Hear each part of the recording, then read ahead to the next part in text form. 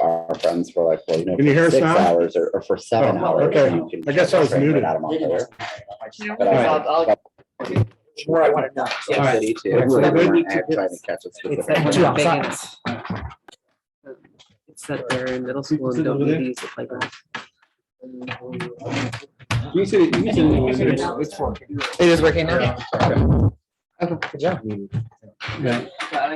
Move to this one, take a seat. Good job. That is, that's I how I like do Molly's tech support. background. That looks great. My wife, that's- It looks relaxing. It looks like she's You doing did well. well. I got 6 o'clock on the, and I'll call this meeting to order. This is the Tuesday, July 5th. Regular board meeting of the Danville School Board of Directors. Since we have one board member remote, we're gonna go ahead and do attendance around the room. My name is Clayton Cargill. I'm the chair of the board. Next. I'm Dave Stoll, vice chair. Melissa Conley, board member. Tim Sanborn, board member. And on the Zoom, we've got Molly Gleason, clerk. we have administrators here. Mark Tucker, superintendent. Larry Fligelman, secondary principal. Sarah Welch, elementary principal. All right, and we got Thomas Edgar, our student rep. And Thomas, thanks for coming. Thanks, everybody. So that's everybody. Before we go forward, are there any additions and changes to the agenda? There was one that came onto the agenda a couple days ago, but that's been amended. So your agenda should be updated. That includes the financial impact. And past that, I have no other changes. Does anybody else have any changes they'd like to suggest? Hearing none, I'm moving on. Moving on to the June 7th minutes. The June 7th was the regular board meeting in June that we had. The minutes were produced, put forth by Molly, and they've been out for a couple of weeks. We changed one spelling in the middle of the month of the Jonathan Austin Short. And past that, I don't know of any changes. Did everybody have a chance to look through those? Does anybody have anything to say about them? Great. All right, great. And so I'll be looking for here a motion to approve the minutes of June 7th. Make a motion to approve the minutes of June 7th, 2022 as written. Dave Cole makes that motion. Can I get a second on the motion? I will second. Here's Tim Sanborn with a second. Is there any discussion on those minutes before we move forward? Anybody? Hearing none, I'll call the question. All in favor of approving those minutes, June 7th, 2022, say aye. Aye. And aye as well. Motion carries. The June 20th meeting was the 15-minute meeting that we had where we were looking to approve the specifically the CCSU thing and then the expenditure for Truex Collins. Those minutes are here as well. Those minutes were put together by Molly. Anybody have any questions about those minutes? Ever looked at those minutes? No issues. I'm looking for a motion to approve those minutes as well then. I'll make a motion to approve those minutes. Tim Sanborn makes a motion to approve those minutes. Can I get a second on that? I will second. Second on that. Is there any discussion further on those minutes? Does that make sense to you? Hearing no discussion, I'll call the question. All in favor of approving the June 20th minutes, please say aye. Aye. Aye, and aye as well. That's 5. Okay. I'm going to move on to administrative reports. Superintendents, this is the only meeting of the month, and this is on vacation. We're really, everybody else got out of July except us. He has an oral report for us, as I understand. So, things are pretty quiet right now, but I wanted to update you on some staffing transitions. Brandon Lawrence was the facility director for Cabot and Twinfield, and he left that position on July 1st. We knew for a while we were doing some working on reconfiguring how we support facilities and transportation across the 3 K-12 schools. The motivation for that being in part that those are the 3 schools in the SU that lease and operate their own buses and hire their own drivers. So we were looking to see if there was a way to rethink how this is run. So the changes that have gone into effect on July 1st, Sean McNamara is assuming the responsibility of facility director for all 3 schools. Denise Briggs is retaining her position as a Danville bus driver and taking on expanded responsibility for transportation coordination for all 3 schools. That's a nice, I'm glad that worked out as it did, because she does some things for the students in Danville school that we've not done in the past at Twinfield and Cabot, namely doing education around bus safety and decorum. And that's going to be in the scope. She also has already figured out an approach for handling substitute drivers and all kinds of things like that. She's gonna learn all the bus routes in Twinfield and Cabot, so she can step in if she has to. She's got a substitute driver coming on board, who will only drive for Danville, but she can slot that person into her route and then go cover Danville and Twinfield. So she's been really creative and proactive about all of this. So the three schools will share the costs of the facility director, Sean, and the transportation coordinator, Denise, via chargeback from the SU. The chargeback ratio was 40% each for Danville and Twinfield and 20% for Cabot, and that's based on enrollment and staffing, same model that we use for other chargebacks. Sean will not be available to do routine maintenance on a daily basis at Danville under this new arrangement. In his place, Danville needs a second day custodian to cover the school.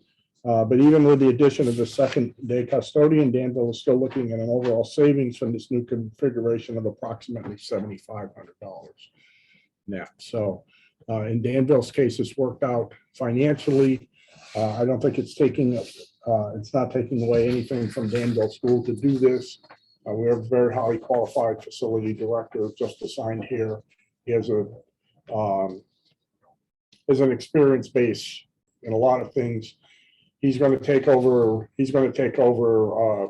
compliance on asbestos monitoring for the 7 buildings, which we kind of muddled through for the last few years. That's going to be a big help, and he's going to save us some money. We were contracting out to do that, about 4,500 across the 7 schools last year. So Danville will get a slight benefit from that, from Sean doing it. So I think this is a good that, and what Denise brings to the table with coordination with transportation. I think overall this is benefiting all 3 schools. And it's going to make, it's another one of those steps towards being efficient, but also sharing. The 3 pre-K to 12 schools in the SU have a unique set of requirements around transportation for sports events and things like that. So kind of makes sense to coordinate that, to have one person do it. The other thing that Denise is going to do or is working on is working through the muddle that the federal government created when they changed the rules for training for school bus drivers. They lumped them in with CDL drivers and increased the training requirements, and so they can only be trained by certified people. Denise has always trained bus drivers here at Danville. Brandon used to do it at Cabot, Twinfield. She's figuring out a way to work within the new restrictions that the federal government placed on us. And so, as we need to train new drivers, so that'll be part of the role too. So that's what I got. Do you have any questions or want any further explanation on this? I have a question. All right, you- Is Vanessa posting the day job? We will be. I know she just got back today, so. She just got back today. Yeah, Yeah, catching her breath. It'll go up. So there was an attempt to do this 4 or 5 years ago to move the facilities director into, before there was Cabot and Twinfield, to move it up to the CCSU level when they moved it. Ken and the cook staff up to the CCSU level, which was statutory. It was an attempt to do this, but the person most qualified for the job didn't want it. And that was a big kink in the works. And again, this is operational efficiency that you can see. Now, these are not teaching positions. And so this is not something where we need to make a motion to approve this. This is something where we need to understand that it's going to happen. And what this means for us locally inside the school is, instead of having someone direct the facilities and someone working under him, you have 2 people working under somebody else who are each getting sets of assignments. And so hopefully we can get some more things done for less money. And that's the operational efficiency that we're looking for. Is you have somebody who's sitting a little bit further back, being able to look at big picture stuff, and then guys who get task sheets every day, who can be trusted with their work. And I think that's the hope. And so when we're looking for somebody, we're looking for somebody reliable that likes to be around kids, and that would be great. But we're not looking for a head custodian, correct? We're not looking for a head custodian. We don't need a head custodian. Well, one of the custodians on duty in the morning or in the daytime, and another one at night will have that designation. But it's not a big supervisory job. It's just got to be, needs to be one person. It's like, okay, who's going to interpret assignments from Sean in this case and things like that. The other thing about having a second person on, when the grass is growing, it's hard to keep up with maintenance outside the building with just one person that can ride the tractors. And I know Randy puts in a lot of time helping with that and mowing fields and stuff like that, but he doesn't always have time to do it. one of the things that I hear surprisingly fairly often is people complaining because there's weeds around, you know, you guys don't weed whack around the school, you know, little things like that, that if, you know, Sure, I mean, the presentation of the building is important to people, and I It is. understand it's important to everybody in their own yards, it's Right. important. But if you don't have enough people to do it, that's fine. Molly, you have any questions here? I'm checking in, Well, and one of the daytime crew is technically grounds and landscaping, that's part of their title. but I'm sure that guy also has 210 kitchen duty every day where he has to do the trash cans, where the job ends and this, and there's all these different things that are Yes. jobs. And so Yep. when you have two people on the job doing the same work together, you can be more efficient with the work. 100%. So I'm for this. And so if there's no questions, we're going to move on with that. We thank you for the information. Anything else? Nothing on people All's waiting. quiet on nothing Western All Front. right, I'll take it. All right. No more questions Say from Mark? knock on wood. say that word, the hospital business. If there are no questions from Mark, we're going to move on to the principal's report. And I'll go to Sarah or Larry. Oh, welcome, Larry. Thank you, Larry, for coming. Yes. This is Larry's first official meeting. Were you officially on at the last one, or are you still just a No, guy sitting in our July 1st lobby? was my official. So you were just a guy sitting in our I lobby was on the just a 20? guy sitting in the lobby. He was free labor Yeah, until thank you. Friday. Next thing I knew, I was. You hang around long enough to give you a Thank you job. for doing that. I Yeah, appreciate no, that. that was fine. It was easy to do. All right, and so we have a principal's report that we got last Saturday morning. Saturday morning.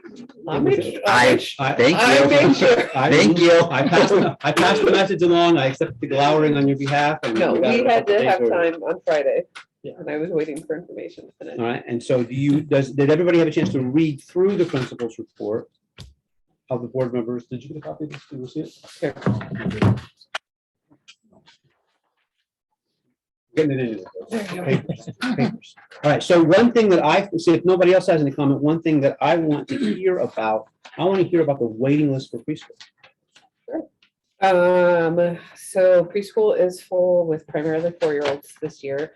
We have a waiting list of, I forgot to. 10 kids, 4 of whom are going to Peachum in the fall. So there's 6 kids that are 3. There'll be 3 by September 1st that are on a waiting list.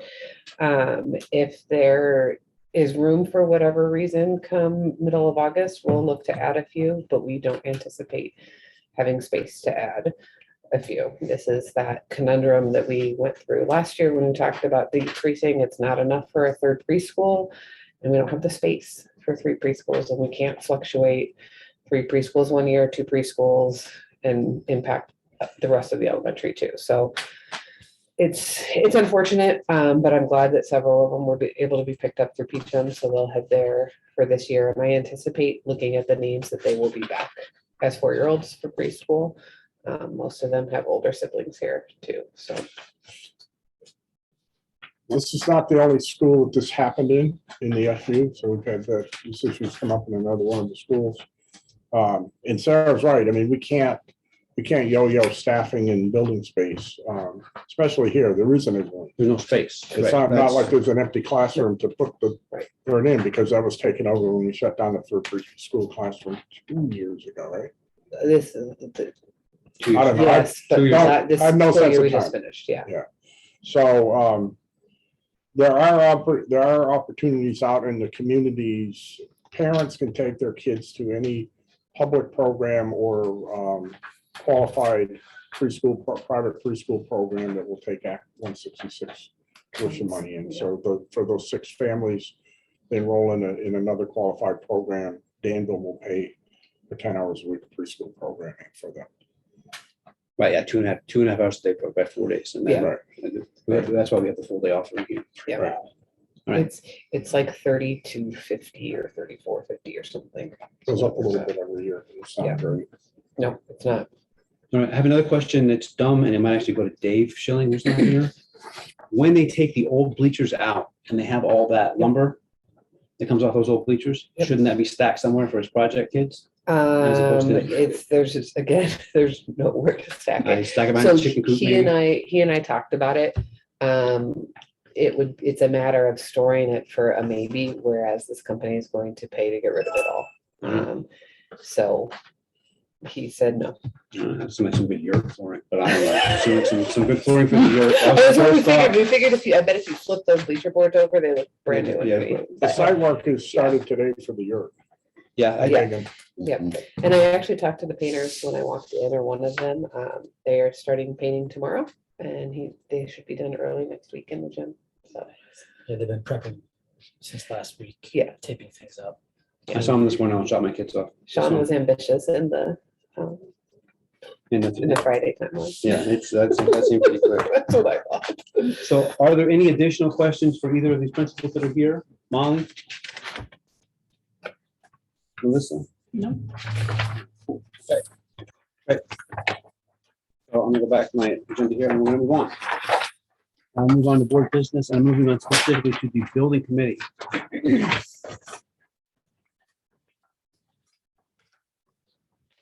In the last month, we began the process of establishing the building committee. We don't as yet have a ton of information for the committee to work with, because a lot of what we need for the committee to work with is an idea of what they're trying to show to the community and sell to the community. But I'd like to make some additions to the committee, and I'd like to take myself back out, and I'll briefly explain why I want to take myself back out. I spoke to Melissa about this almost right after the meeting. I spoke to Molly about this. There was a walkthrough of the building that happened with 30 people here, and because of the way we set it up, I wasn't here. I walked into the meeting with my hide chap about not having been here, and I stepped in front of 2 willing volunteers who were new, and I should not have done that.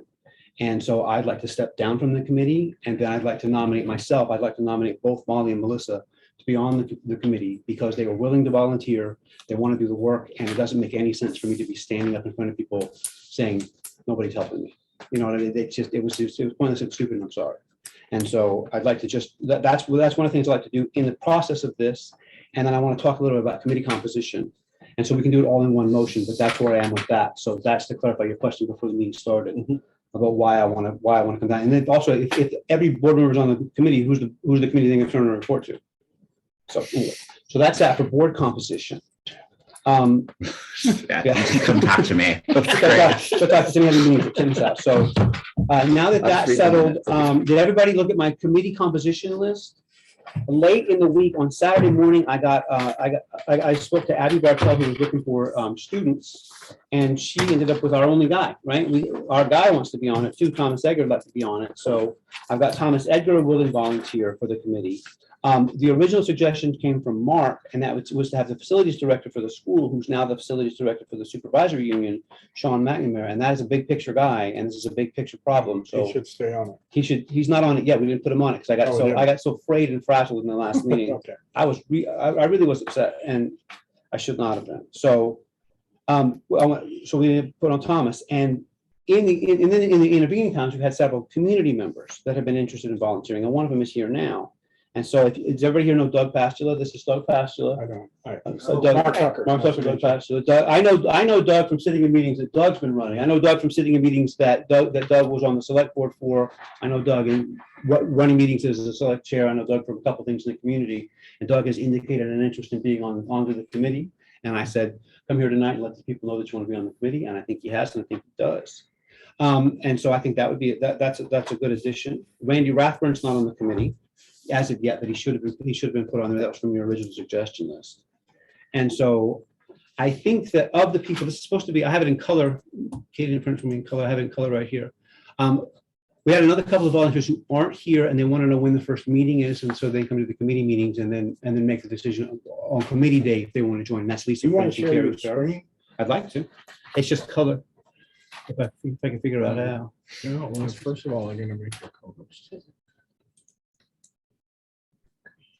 Okay, so now if you go down to the bottom of your screen and pull up that menu, it says share screen. And I'm going to share my. And make sure you have the file open that you want to show.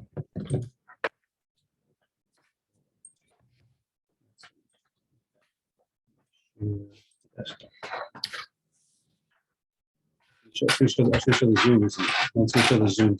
Let me do this. There we go. How you doing? I'm going to share, and I'm going to share the desktop, I'm share the application, I'm going to share. Can't get you on the camera. for some reason. All right. Great. But that was an So this is my list here. Again, this is the list that was in the packet. You're on. I think I you're. just didn't want Did those. we have one? Yeah. Oh, yeah. You'll memorize that. Okay, and so does anybody have any, because everybody can look at this list, and does anybody have any further suggestions of people who might want to be on the committee, or do you want to? Did Lynn Swan express interest? He never actually said to me that he wanted to be on it. I spoke to him several times, and what he said to me was, I understand what you're doing, I understand why you're doing it, and I support it. And he didn't then subsequently say, I want to be on the committee, but he's certainly welcome to be on it if he wants to push this thing forward. And we can invite him to the meetings. And again, these meetings will be public and these meetings will be warned. So I'm okay with that, but he didn't actually say it to me. So Eric Hewitt got back in touch with me. He's on the committee and he said, why aren't we meeting yet? And I said, there's not much to meet about as of yet. And so in a minute, we're going to talk about that. So does everybody see these names? And do you want me to do this all at once, or do you want me to do this in one? Can I do this in one motion with everybody? Are you looking for teacher, special education? I'm still looking for teachers and special educators. These were on the original list that came from Truex that Mark was working with as a worksheet that he sent to us out and said, this is the kind of staff we're looking for. So I'm looking for suggestions for classroom teachers. I'm looking for suggestions for a special educator, and a special educator might know the needs of the specific rooms who, when the question goes on, and the question has come up multiple times, and we'll get to this in a minute. Some of the questions that have come up multiple times that we need to be able to address directly and quickly. So having you want special names educators right on now? there. If you'd like to add them, I mean, but these aren't people that I've necessarily spoken to. No. So I don't want to give anybody a job that they don't agree to take. And so that's why Doug is here. I agree to take this work. It's different than me saying, I'm sticking Doug Pastula on this committee. Sorry, Doug. So that's not how you want it to go. So So would you like us to talk to some of them? I would like for you to talk to them. You're placed on the committee and you're going to say, come to the meeting. And the two rules that we've set forth for the committee are they can add their own members and they can't act on their own behalf as of right now. So they can add their own members, but they can't take an action on their own without board approval, with the exception of adding their own members. So if you can find some special educators, be able to sit down and talk to anybody that shows up with a question, that'd be great. Or some classroom teachers as well. Yes, sir. One question pertaining to what you're saying. This committee, have you set rules or what the goals are? We're going to talk about those in a minute. We've only set the two. So we've only set the two, and then everything that I sent you in that email, Yeah, what I sent you, that's all discussion. Just you're a person, I'm a person, and I'm telling you what I think. yeah, But none of that is the truth because I haven't acted with the board. Yeah. But that's sort of the idea of where I think it's going. okay. Does that make sense? Well, kind of. I just, No, you're going to get to discuss. We'll discuss it in a minute, I think, Okay. and you'll be Yep. part of the discussion because I'm about to put you on the committee. So, all right, I'll shut up. Or ask the board to vote. yes, sir. When you're looking at the committee composition, should we be including somebody from the para contract? Somebody who's sort of looking at it from that lens, Yes. just because they are a separate contract and they are a separate entity, so they should have a voice. Okay, so I think staff members that want to do this work, they need to understand it's volunteer work. Oh, absolutely, yeah, absolutely, yeah. Yeah, we're not gonna absolutely. write We had a contracts. list that I thought Yeah, we had, nobody does. Yeah. I This thought is we had paperwork. contacted some, so. I just think it's a lens we want to make sure. Yeah, You don't need anybody from the kitchen, right? I mean, she got a couple of jobs already, so we could probably leave her off. I do think you should have somebody from the arts, whether it's a band or a theater or something like that, because, this is a great list here, but so, we're, yeah, so what we'll do is we'll look at who our Danville educators are and Mhm. we'll do a blanket thing and then they have to be willing to do it. So, but we do have two. All right, that so I'm do gonna, that. so if I go, thank you. Yes, let me go, if I do a series of motions here, then I think that maybe we can do this. If I can get a motion to add 3 administrators to the list, and that's Sarah Lutz, Larry Fliegelman, and Dave Schilling, none of whom are on there yet, then we can go forward with that. Make the motion to add. Did you get those, Molly? This is the 3 administrators. I'm gonna unshare my screen, actually. Make the motion to add Sarah Welch, Larry Fliegelman, and David Schilling as administrators onto the committee. Is that okay with everybody? Mhm. Can I get a second on the motion? Second. Thank you. Okay. My screen is unshared and that's good. And all in favor of that one, say aye. Aye. Okay, thank you. I'm an aye as well. All right, now I want to go to the board members. I'm just going to step down casually and quietly, and I'm going to look to add Melissa Conley and Molly Gleason in one fell swoop as well. And so I'm I going will to make that nominate, motion. that's Tim making the motion. I will second. Dave looks to second. On that one, all in favor? Aye. Everybody? Aye. Aye as well. Molly has a Okay. hand up. Molly, you have your hand up? I had a question about the parents and wondering if those are elementary parents or high school parents or middle school. I just wanted to make sure we had representation from all of the different ages. I think we're going to seek out more parents, but that is specifically a preschool coming into elementary parent, an alumna with 2 elementary kids, and then Eric Hewitt just graduated a senior and also has a preschooler. Or had a senior living with him anyway. So Yeah. I think some good representation, but we probably need more high school people if we can get them. I think that we can be actively seeking members of the community. I don't have them tonight. All right, and then I'm looking for a motion to add Sean McNamara, Thomas Edgar, and Athletic Director Randy Rathburn. And I haven't spoken to Randy about this, so I'm gonna lay the hammer on Randy on this one. So You have spoken to him? I have not spoken. Didn't you just say you weren't gonna do that? Only to Randy. I'm not doing anybody but Randy, and I think that's probably reasonable on my part. And nobody but Randy's gonna take this lump, but Randy's gonna take this lump. Right. Suggested by the I think I'll superintendent. say yes. You'll think you'll say yes. Okay, so I'll be looking for a motion for Sean McNamara, Thomas Edgar, student rep Thomas Edgar, and Randy Rathburn, athletic director. I'll make that motion. Melissa Conley makes the motion, and I'm looking for a second. I'll second. All right, all. Go ahead. Say- No, go Discussion. finish it. I was gonna say, he would make a middle school parent too. Is He that also, what he does say? indeed now make a middle school parent. Yes, he does. Okay. Sorry. Great. Good point. So is there any discussion here? All in favor of this one, please say aye. Aye. Aye. And I'm an aye as well. And that is the composition of the committee for now. Did I get you, did I add Doug? And let me add Doug Pastula, community member, if I haven't. Did I do that one already? No. No. I'd like to add Doug Pastula, community member who showed up. Doug Pastula here. Does anybody have any questions for Doug about the committee and whether or not he wants to be on it? I say, do you know what you signed up for? Or do you want to do Well, this? He doesn't know yet what he signed up for. What about Right, talk about exactly. that? You know, I'm trying to, just so you know, I'm trying to come into this with an open mind. I do have some kind of preconceived notions, but I truly don't know. That's why I'm here to, you know, I talked to Dave at one point back a while ago, and I, you know, I had to deal with that a lot on the select board. We had people with all kinds of opinions and thoughts.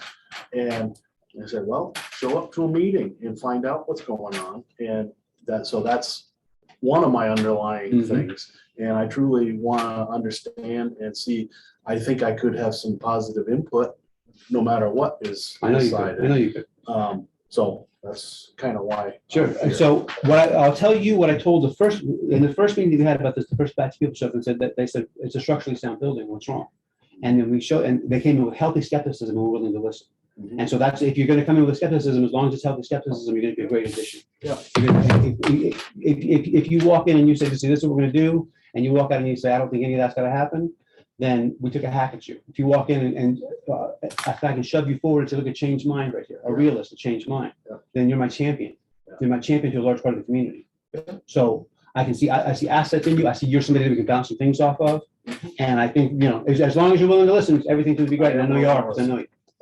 That's, well, you know, when I was on the board, that's the way I always approached it. You know, I hear all kinds of stuff and people came to a meetings like, well, all right, you know, convince me, you know. Sometimes I agreed with it, sometimes I didn't, but you know, I'm certainly there to, So in a minute, we're going to talk about what the committee's going to do. yeah. And so if you want to wait until we get to what the committee's going to do Yeah. before you decide whether you want to be on it. Oh, no, I think I would want to be on it. All right, I'd like to have you. So Any motion we got for Doug Christola? Second. there's Doug, that's a second for Doug. All in favor of Doug Pastula coming on, Pastula, excuse me, Pastula, excuse me. All in favor of that one, please say aye. Aye. Aye, Pastula, okay. And that covers everybody who's here. And again, like I said, the committee can add other members and we can move on with this one. And so that was the first couple of things that I'd like to do on that committee. And now we can discuss, we can either discuss an initial meeting date or we can skip down next to the mission statement or the what the role of the committee is in this process. And this is one of the things that Doug wants to talk about. So I'll open the discussion. I might bounce some of these things off of Mark. And we've talked briefly about this, in that we don't all the way know what the costs are. We know the big scary number, we know the second big scary number, we know the third big scary number, and we know the number 0. We know those 4 numbers, but we don't know the tax impact of all of those.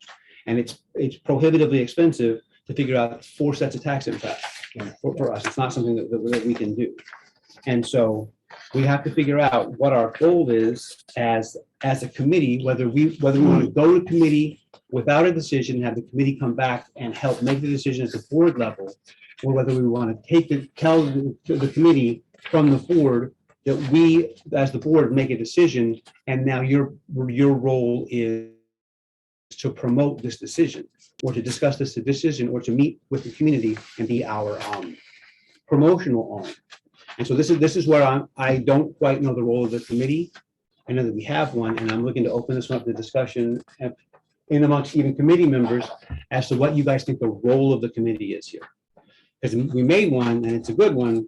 Well, I don't know what it does, and I don't know what it does with what.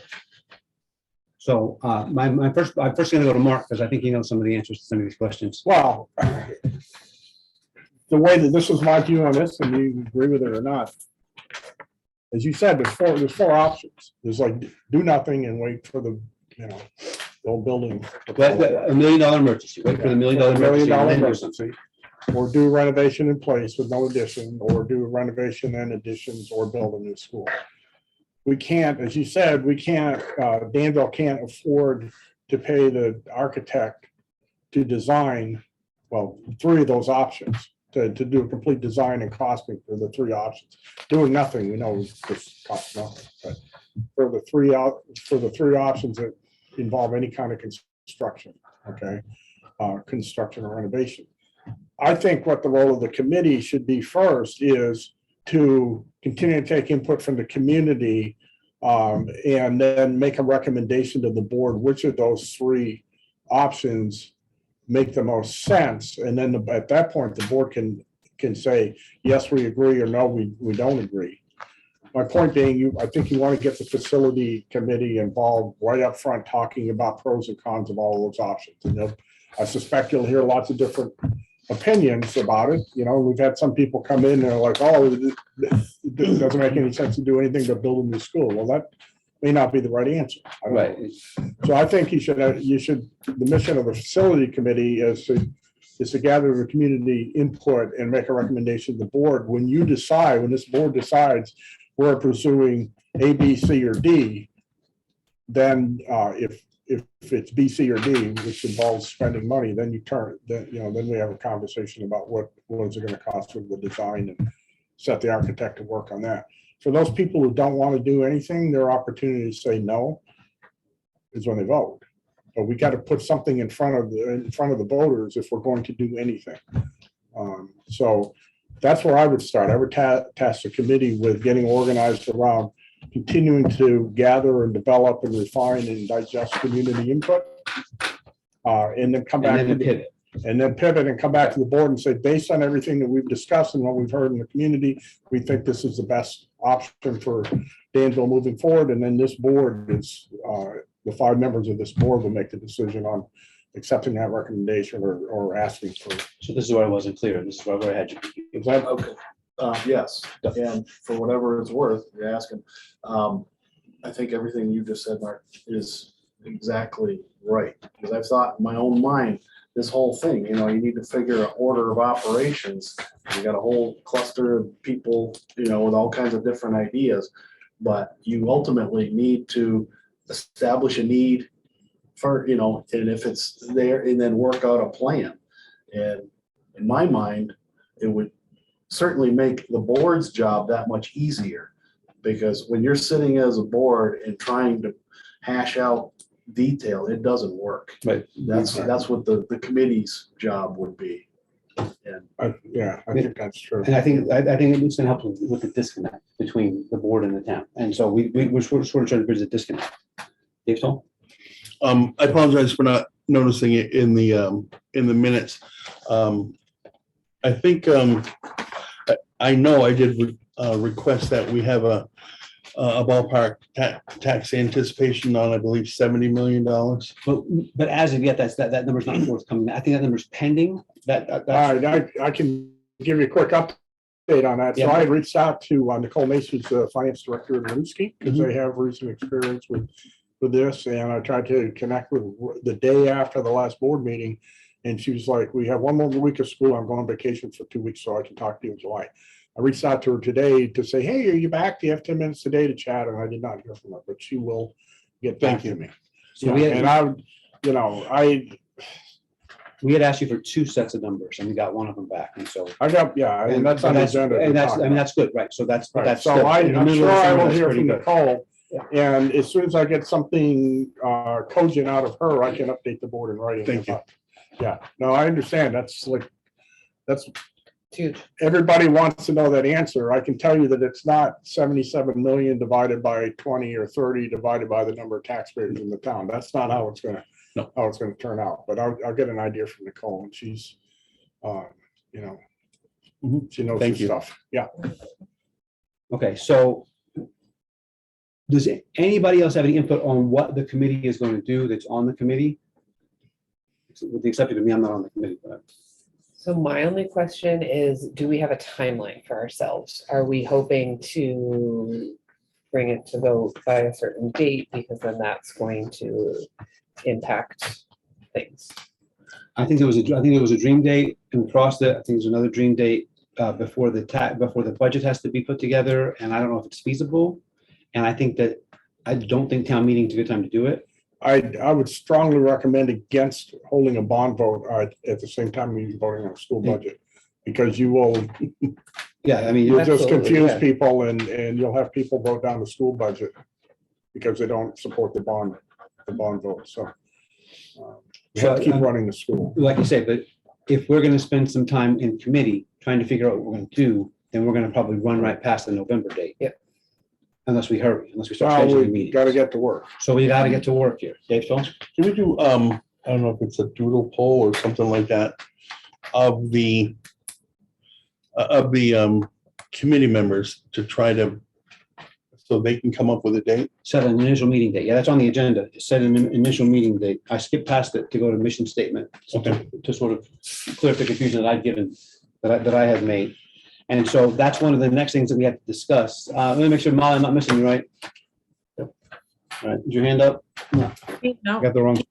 All right, got the wrong screen up. I'm working on it. I'm working on not missing people. All right, so given that that's what we think, that the mission statement is, and I think that I'm gonna leave it to the committee to write their specific mission statement up, and that's just sort of an instruction. We can all agree there, that the role of the committee is going to be to try to get information, ascertain information, gain more membership, gain community support, hash out what's relevant, hash out what the need is, report back to the board, let the board make a decision, and then pivot. Right, but we should be clear that the facility committee is not done at that point. They're gonna have a lot more Right, then, involvement. When the architects are working on, if the decision is to move ahead with something other than option one, the facility committee is gonna have a lot of work to do with the architects are gonna have a lot of questions about, what do you want this to look like, that kind of stuff. so yeah, our longer serving board members remember that we kicked, and the principals, we kicked that other one back a couple of times, and we looked at pictures and said, why is special ed half a building away from elementary school? Right. And why is whatever. Right. And so the committee is also going to have to be prepared to, why it would be good to have special educators on and why it's good to have administrators on, is to answer the questions that people don't know the answer to. I've been asked several times, why are we even offering occupational therapy inside the school? And obviously the answer to us, all of us, is easy. It's statutory, it's the federal law. And, it's the No Child Left Behind, and then it's the next one. And it's been in everything since the Americans with Disabilities Act. But people don't know that. They don't know that inherently because they're out of the game. And so we want to make sure that there's somebody there to answer the question, somebody to definitively explain those sort of rules. So that's why we need administrators and special educators and classroom teachers to sort of give an idea of what that sort of things are. Right. And secondarily, why that is not this, why those questions are not this question of what do we need, what's wrong with the building? I guess, what do we need a new building for? So No. next on the agenda, if I double back from mission statement to initial meeting date, this is the doodle poll. Now, who is gonna be the doodle poll hander outer? Because I'm not even in the If doodle. you give poll. me the full list of people to poll, I can put it together. Takes Okay, me so- about 10 minutes. So I have your email. I'm gonna send you some emails tonight. So we'll get together a full list of the emails, and then everybody who's currently on the committee will be sent a list of who is on the committee as well. And then, do you guys want me to send it to the people that have indicated interest as well? To see when, I think they show up first. Yeah, I Right, think they it's show the up. people that are on the committee get to. set okay, so set the full meeting votes. date, and then the people that are interested can show up on that day and say, I also am interested Mhm. and would like to sit, okay. Somebody, who's chairing this committee? That was my question. like, Because and who's the thought reporting occurs back to to the me, you've board? got about 15 or 18 people on this committee. You cannot schedule around the absolute availability of 18 people. And so So- somebody has to be in a position to make a decision and say, we have the core people that we need to move forward. And I don't, call it a quorum or call it, enough of the right people there. And not to discount or disvalue anybody's contribution, but there are some people who are going to be more actively involved. And that committee has, if they So, wait around for all 18 people to be available, their first meeting will be in October. so do we need to set do you want to set a ground rule for this committee that the committee can meet with a quorum of board members and administrators? I More would than say half? I would say a quorum and leave it at that. I Just a would say, quorum. yeah, Just Yeah, more, leave it okay, at just, that. everybody's equal and then a quorum, Right. more than half. Is a quorum more than half in this A instance? quorum is one more than, Because a quorum is always more than half. So a quorum of one more than half. so if you got 18 people, you gotta have 10. right. I And don't know then, what the number is. I mean, and then we understand that it's Zoom or in-person participation, right? Yeah. Yeah, Zoom is, I think But Zoom I is think good. that makes Mhm. people's availability Yeah. dramatically different as well. So this is a ground rule for the committee. The committee can meet if there's a quorum of one more than half. I would think that in-person meetings make the most sense because you should be meeting in the facility that you're trying to figure out. So, Yes, but I One think more than half. trying to get such a large crowd, we won't get everybody in we person. won't every time, but Okay, and so, okay, and do you want to say to the committee then that in-person presence is preferable? Or do you want to say that in-person presence is required? well, let me put it this way. I'm not gonna go to every meeting to set this stuff up. I'm in an advisory role. If you say that you're gonna support remote participation of facility committee members or the public, then somebody's gotta manage this. Setting up Zoom, having cameras, recording it, so. I don't know. What do you think, Sarah? I mean, I just know even with our schedules, being able to come once school starts to every meeting in person might not be feasible. But I hear you too. Yeah, I don't know. So, Maybe have to try, maybe start by trying in person because the first focus is going to be what's going on in the building, and what's going to be the best option. Maybe you can, later on, you can move to some remote meetings. Where are you gonna put 18 people in a room? This is the biggest room, this is. Cafeteria. the cafeteria Too echoey, sucks. too echoey. Do it in here. Very uncomfortable. You can put, Sit for negotiations, longer you than had 40 20 people in minutes. the room. It isn't great, but you can do it. We had 20 people in here for a workshop 2 weeks ago. I think you can put 18 in the library, as long as you have as long as you have the library space. Yeah. And so. I don't think we should make the statement that it's preferred, it's, Yeah, if someone can participate, then right, I mean, I don't want to scare anybody, well, I right, you can don't want to only deter turn, participation in any way. right? everybody participate. So I think that what I need here is I need to set a ground rule for the building committee. I need to set a ground for the building committee that says that the committee can meet with a quorum of one more than half of its membership. And then somebody else has to count that. So does everybody agree that we can make that ground rule for this committee as our third ground rule? And at some point, I have to leave the committee to do the committee's work. Right. But in the short term, I think we need to sit on that one, and I'd be looking for that motion to do so. I will make that. Thank you, Tim. Okay. Now I need a second to move Second. forward. So it's the second before. Now, is there any discussion about that? Does anybody want to change the wording or anything like that? Do we, Mom? do we need to have like Robert's rules established because So in a minute, we're gonna discuss Robert's rules for our own board and for our own meetings, and then that would then apply to subcommittees. So I think that the Roberts rules already apply to subcommittees because they're subcommittees of the board. Right. Or specifically VSA, that Roberts rules of the advisory. Molly? Well, thinking about the roles too, I agree with Mark about having somebody to facilitate, and that's an important person to have, but also taking minutes or notes, so we have documentation of it. That's going to be another important job of this committee, somebody on that committee. Or maybe I do it as clerk, I don't know. I could do that as clerk, I guess, too. My suggestion would be The committee at the is first meeting, the committee organizes just like the board does every year. Yep. I can help with the agenda for that.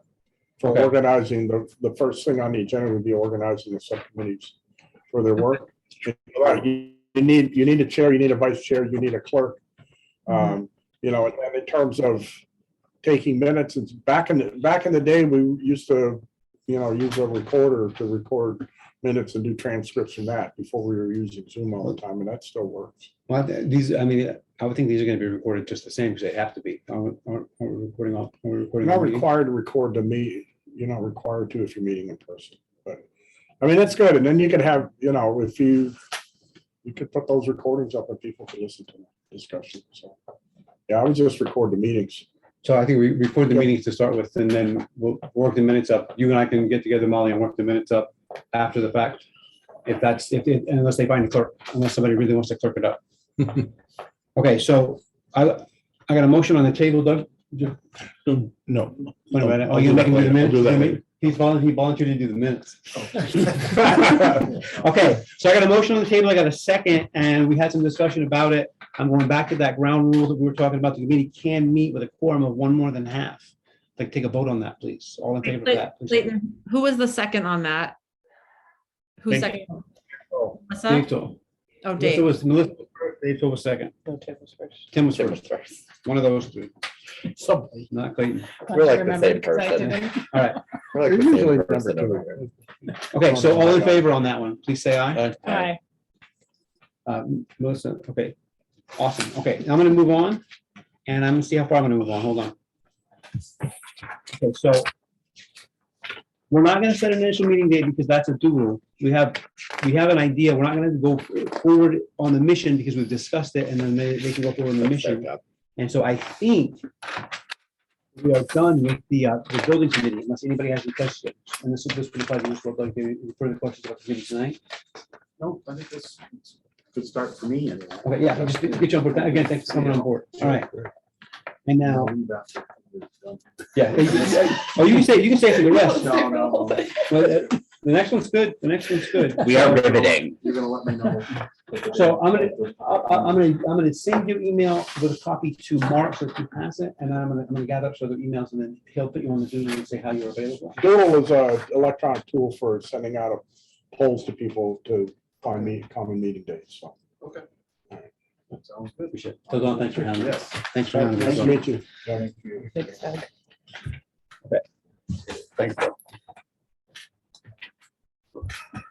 All right, now, next on our agenda is, this is one of the two sets of numbers we requested. This is the financial impact modeled off of the 2022 school year.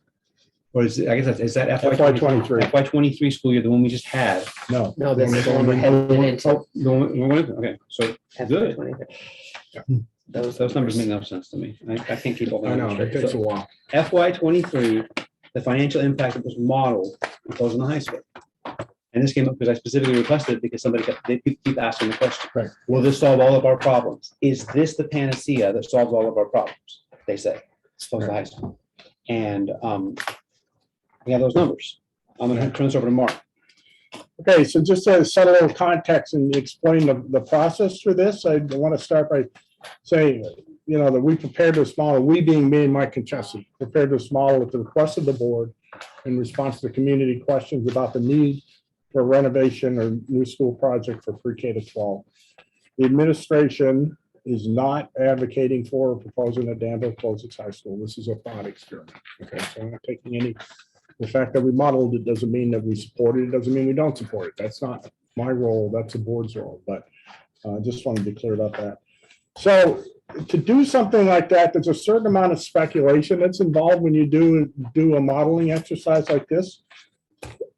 this model is based on the FY '23 budget, which went into effect 5 days ago, July 1st. There are certain assumptions that affect the analysis. The first one is that if you close a high school, Danville will lose tuition for high school students who attend Danville High School from other sending towns in the region. That's currently for the high school students worth about $730,000. But without a operating high school, Danville resident high school students will have to go somewhere at Danville taxpayer expense. You can't just, you gotta pay. Either run the school or you pay the tuition amount. The worst case financially is all 92 Danville high school students, and it's, I'm only talking about resident high school students now. Enroll at St. J Academy or LI where the tuition is above $20,000 a year right now. We believe that most students will opt for one of the higher cost academies, partially based on the fact that no Danville high school student has ever applied to the regional public choice lottery to have the opportunity to attend another public high school in the region. We've never had a student request an exit from Danville High School. So, you know, I can't guarantee that, but I think it's a reasonable assumption that most of the kids will go to the academy or LI. That's 1.8 million. Yeah, I'll give you the numbers in a minute. So students on IEPs will continue to need services, and that is charged back to Danville at a rate over and above base tuition. It's a big, something that people overlook all the time. We have in our FY '23 budget line item for special education costs. It's attributed to high school students. We know how much that's cost. So we did not back any of those costs out. But let me explain that it's a little more complex than that. So normally what happens when a student, because I have 4 sending districts, you know, that have choice at some level, so 7 to 12 for Peacham and 9 to 12 for Walden, Waterford, and Barnet. When those students from any of those 4 communities go to a high school, if they're on an IEP, that school will charge back to us what's generally referred to as excess cost, which is cost for special education services that are over and above the tuition costs. The public schools and LI use a model that's based on a direct chargeback. So if you have a student on an IEP that requires an hour a week of services to meet the obligations in the IEP, we get charged for an hour of special education time or whatever their rate is. If you have a student that needs 10 hours a week, we get charged for 10 hours, okay? The model at the academy is they charge a flat premium over and above tuition rate for all students on IEPs, regardless of complexity of need. And their current premium rate is 50% of roughly 50% of tuition. That means that any student from Danville on an IEP that goes to St. J Academy, that student costs Danville $30,000, but automatically. Any IEP, Any student on an IEP, even somebody that needs 1 hour with a physical therapy. $30,000, okay? Not 20, 30, okay?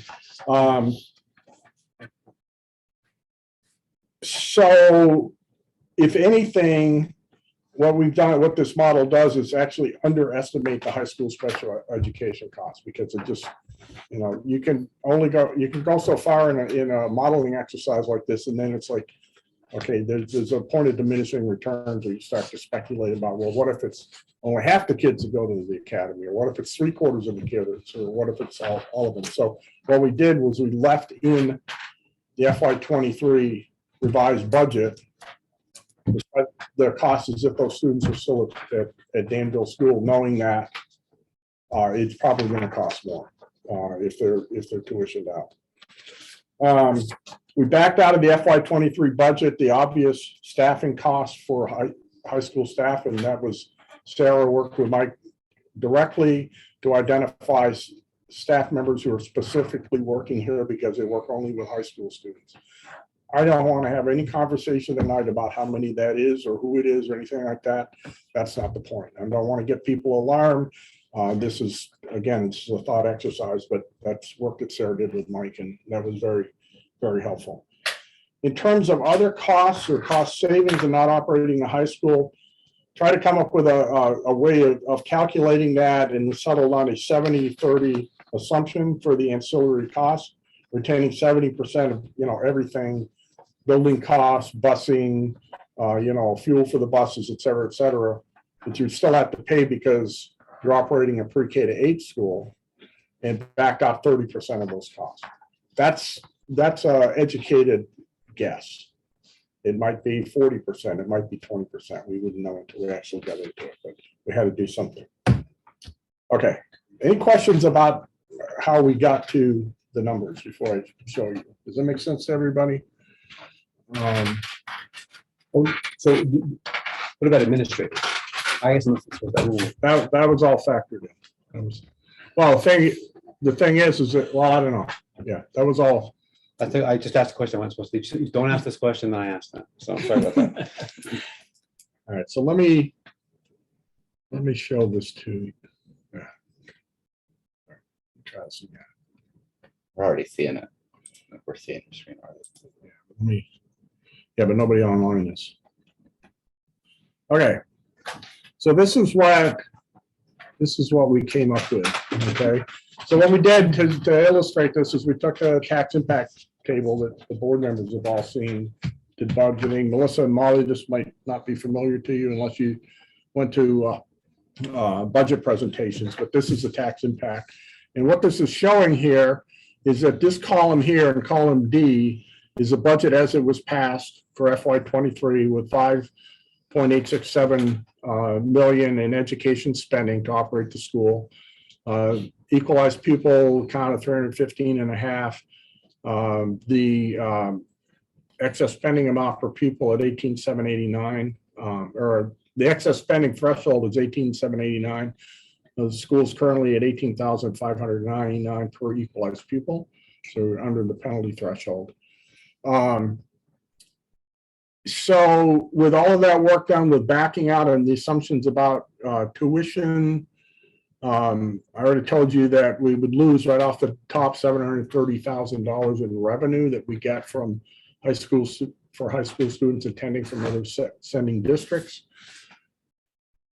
We would, this doesn't show it in this table here, but the effect of paying the tuition and projected excess costs for IEP students, the cost per equalized pupil for Danville would go from 18,599 to 21,631.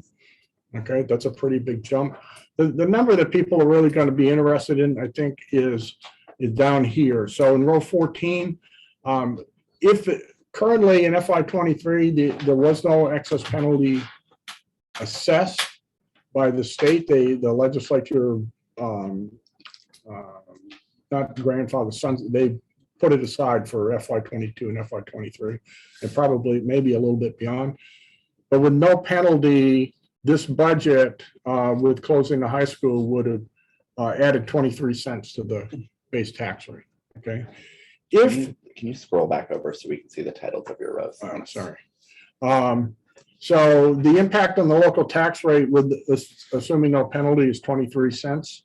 And if the penalty were assessed, it would be 45 cents in the tax rate. I don't know if the penalty is coming back or not. I've heard speculation both ways, that it may be coming back, it may not be coming back. I'm not clear if it was, I'm not clear if it just goes away under the pupil weighting changes that were implemented and go into effect in FY25. It's a little fuzzy around that, but that's from a financial perspective, that's what it looks like in this model, at least 23-cent tax increase on the base tax rate. There's some other things to consider when you talk about not operating a high school in Danville. One of them is that Danville is the only public high school in the Caledonia County region. I think that serves a useful purpose. It's why we attract students from other sending towns, because there are students in the surrounding communities who do not want to attend St. Johnsbury Academy or LI. And there are also students in the surrounding towns that LI and St. Johnsbury Academy do not want on their rosters. And that's just stating a simple fact. They do not have to take, and they do not necessarily accept every student that applies to attend there. Brings me to a question. What if they didn't want one of the kids from Danville? We have to pay Say that again. transportation. What if they didn't want to take one of the kids from Danville in this thought scenario? Well, if you don't operate a high school, generally you don't provide transportation for students. Okay. Okay, so that's another, there's all kinds of, kind of micro details in this that, that we can't factor in the cost. But if you don't operate, when you don't operate a high school, generally parents are responsible for transporting their kids to school. And the reason for that is they could be scattered all over the place. Now, might it be possible that, if all of your kids went to St. Johnsbury Academy, would there be pressure from the community to transport students to the academy? I'm sure there would be, but then that's just going to add to your costs. And we didn't model that. We didn't get down to that level of detail. What if high school choice attracts new residents from surrounding towns who may want high school choice? Right, so great. If I live in Danville, then I can send my kids to the academy. Okay, that's the thought process. So there's some experience with a couple of schools. Concord closed their high school a few years ago. They saw people moving into Concord to take advantage of high school choice. Chelsea closed its high school a couple of years ago. They saw the same thing. They saw their costs go up substantially, and some of that has been traced back to the fact community or people moved into Chelsea to take advantage of high school choice.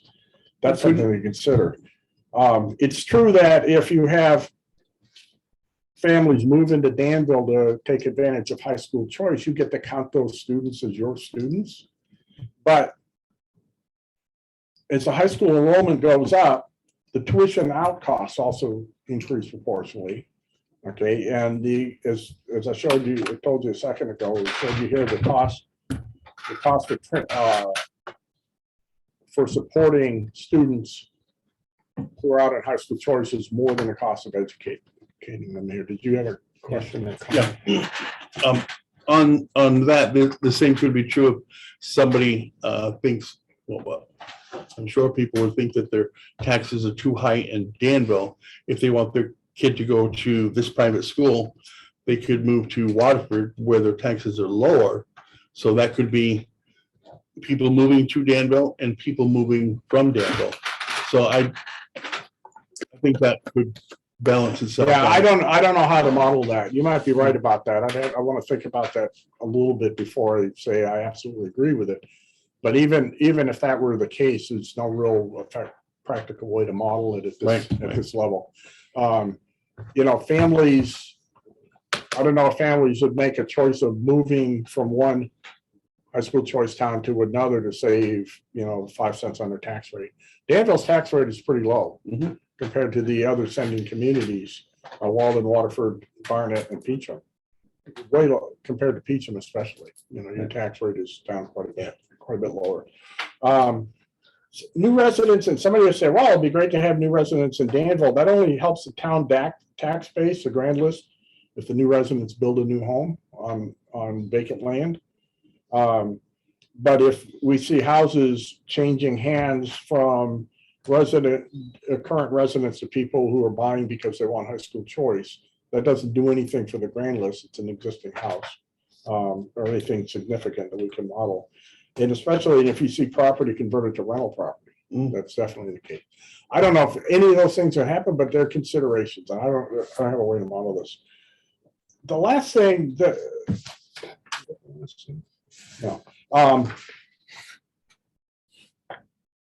if you close Danville High School, there is no more Danville High School sports teams. Okay, does everybody understand that? You can't, if they're not attending your school, VTA rules, you cannot have teams of Danville students because there won't be Danville students anymore. There'll be Academy students, LI students, Oxbow students, wherever they have in Blue Mountain, if they happen to go down there. So no more Danville sports programs, okay? So what that would mean for our student athletes at Danville is that they're going to have reduced opportunities to play sports at these large, especially at these larger schools. Danville operates its sports teams with a no-cut policy. Okay, I guarantee you that the other schools around, the larger schools around us have cut policies, and they limit the number of athletes that play. And if you are an aspiring basketball, I don't know, what do you play? He runs Do you play cross sports country. or- He runs cross country. Okay. you might have better chance getting on the academy cross-country team with that particular sport. But, you know, some of our aspiring basketball players, a lot of them are not going to get to play basketball at the academy because they're competing with, I'm going to say, they got 1,000 students. And so if they're a boy, they're competing against 500 boys. And if they're a girl, they're competing against 500 girls to get on these teams. So they're going to have reduced sports opportunities. Over, you know, that in and of itself might be, you know, for some people, it'd be like, well, the heck with that. I don't know. But no more Danville sports teams.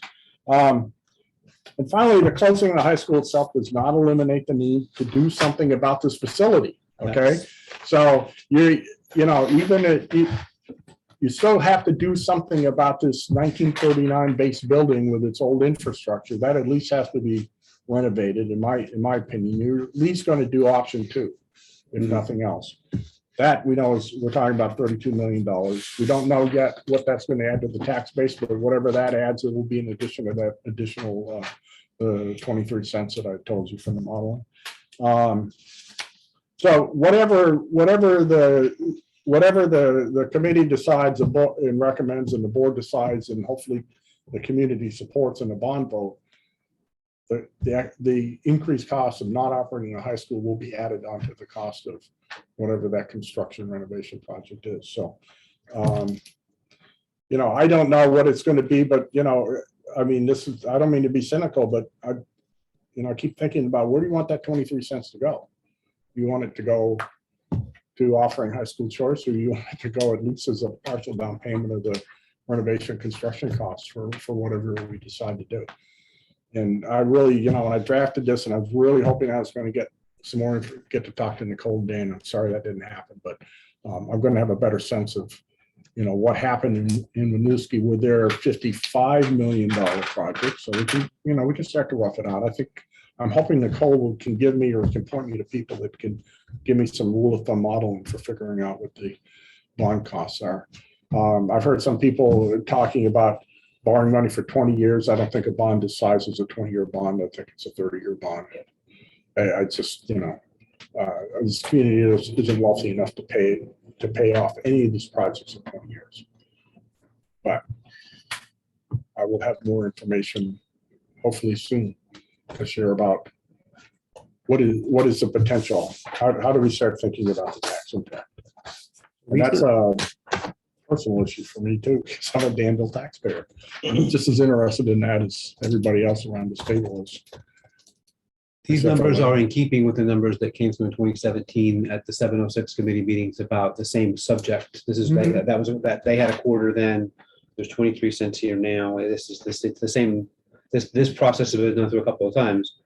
Lose your identity, pay more money, and then figure out where the kids go and then try to figure out how special that affects you. Right. With no local control over that. It's interesting because we've done this a couple of times now for Cabot, and their numbers come out about the same on the tax rate impact. You know, around a quarter without a penalty and around 45 cents with a penalty. So I don't know why that is. It could just be mere coincidence, but it is a misnomer to assume that it was cheaper to tuition out than this offer. That only becomes true when you get down below a certain number of students. You know, in Cabot, so we kind of modeled it at, you know, if you drop below 22 to 25 students, it might be cheaper. I don't know what that number is here. It's not going to be somewhat higher, but we didn't go. And it changes drastically with withdrawal because you can draw in students. So right. So just clarify one thing. How come an academy can charge $20,000 and we can only charge $18,000? So there are rules around that. There are rules that the agency sets for determining what's called announced tuition. And there's a calculation that, you know, if you want to see Mike pull his hair out, go say announced tuition to them sometime. Because it's convoluted, like a lot of things, the guidelines, and he has to calculate that every year. And so as a public school, we're not allowed, you can set the tuition rate lower than a calculated announced tuition rate. You cannot set it higher. The Academy and LI are allowed to set their tuition at any level they want because they are a non-public, non-regional CTE centers that they operate at each of their schools. And so it's right in the statute, 865, section 865, I think it is, If anybody cares, I'll look it up for you, but it specifically says that school like LI or the academy, because they operate technical programs, can set the rate at any level they want. So they have, Academy's tuition went up 9% between FY '22 and FY '23. And if they say they went up 12 more percent, the towns that send kids out, to pay. That's just, those are the lumps. Yeah, because I don't, if you don't operate a high school, you don't have choice. If something drastic like that happened, you might see somebody coming to you, to Danville, and saying, can we do a tuition agreement to settle? Because that's something else that's allowed in statute. You can enter into agreements to accept students from other schools at a certain tuition level. Caledonia North SU used to have a tuition agreement with LI, and LI would take all their students at a fixed tuition rate. LI walked away from that 4 years ago, 5 years ago. Right when they became Kingdom East. Yeah, I think it was actually before all the mergers happened, but It's gone up a lot. it's gone up, and yeah, LI was going up 5 or 6% a year. The academy held back, and then they jumped 9% this year. So a private school, but for an easy number, let's say you have 100 high school students in Danville, they don't have to take any of them. Right, they did It's not. zero, which might mean, and I'm only saying this for a location, St. Johnsbury, maybe they won't take them. LI, maybe they won't take. Are you gonna send the students over to Montpelier or something like that? I mean, Blue Mountain, you are Oxbow, just, North you know, Country. and then the cost is just gonna, What's the other? and the inconvenience of transportation. This is an important discussion, because this is not a fourth option. No, this is not the fourth option. It's not a fourth option. This is simply a thought experiment. And right, and I think we needed this conversation to say, listen, we got the numbers. Closing the high school is absolutely not an option. And, I'm sorry, go ahead. I was just gonna say, there's Hazen, there's Lake Region, there's Oxbow, and there's Blue Mountain. I guess would be the 4 closest public high schools. Right, I mean, if you're gonna call Blue Mountain close, that's tenuous, and Oxbow's further than Blue Mountain, so. They're pretty far away. Right. Well, there's also Cabot. We do have. Twinfield. There are Cabot Yeah, and yeah. Twinfield. There's Cabot and Twinfield. Hazen Union. Yeah, I don't know. Why did I forget Cabot and Yeah, Twinfield? Hazen. All right, so Come make a motion. I don't see where we need one, but I I guess don't you want can, for action. and I'm not one for action, so. Okay. I'm just reporting on the, Okay, Well, and I think it's important that this is out there, but also the purpose of our committee is a building and facilities committee, Right. which is a completely different discussion. Mhm. So, this is just to inform committee members and Right. board members of this question, and then the answer to this question. We've all discussed it, but this is not something that we're moving any action. All right, so are we close on that? Everybody good? Any more questions for Mark? If not, thank you, Mark. Thank you. That's a tough conversation. But And thank you, Mike, obviously. Thank you, Mike. Take your punishment. Yep. And I already gave him the next lump of things to go that's look all right. at. We already had a model because we had to do it for Cabot, so we just, Excellent. Okay, so on that one, I'm gonna move on to meeting norms. And this meeting norms is in the packet. And meeting norms we talked about a couple of times, and once we tabled it, and there's some repetition in the meeting norms that are on the top of the CCSD monthly meeting things that we originally looked at in December. And you sent this to Molly and I at the beginning of the year. And so we were gonna look at these meeting norms and see if we needed these meeting norms. And there's a typographical error at the top of my sheet. So it's not scoop. It's not scoop, it's school. And then past that, these are the meeting norms that appear on the top of every CCSD agenda that were sent to us by the superintendent to look at to see if we wanted to add those to our agenda. And I wasn't sure if we did, and I wasn't sure if we needed to. And we waited for Tim because we seek Tim's wise counsel on this. Great. still set up. no, not at all. I just think that, establishing meeting norms, it's one thing to take on meeting norms that somebody else sat down and came up with. So the reason that I was wanting to discuss them is I want to make sure that these are things that we truly believe in.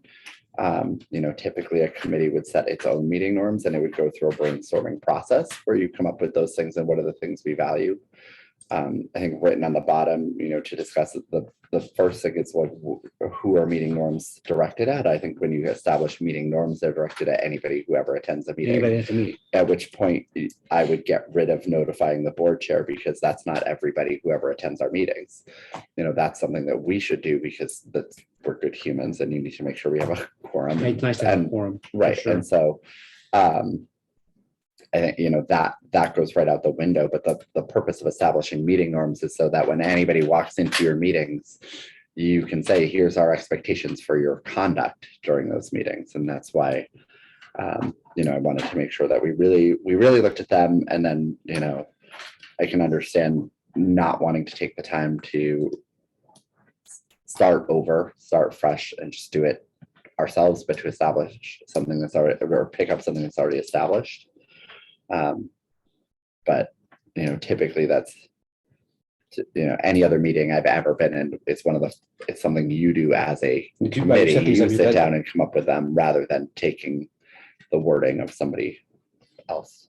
So these are the ones that CCSD board adopted for themselves. I Mhm. just threw these out as, It's a suggestion, Discussion it's a point. suggestion we had. they did write these for themselves. Right, So they intend these to apply to board members. Because things about, confidentiality and things like that, that doesn't apply to anything that's said in open session. But, I don't have I'm not wedded to any of this stuff. These are your norms. So this was a two-pronged original thing with the public comment policy and the meeting norms.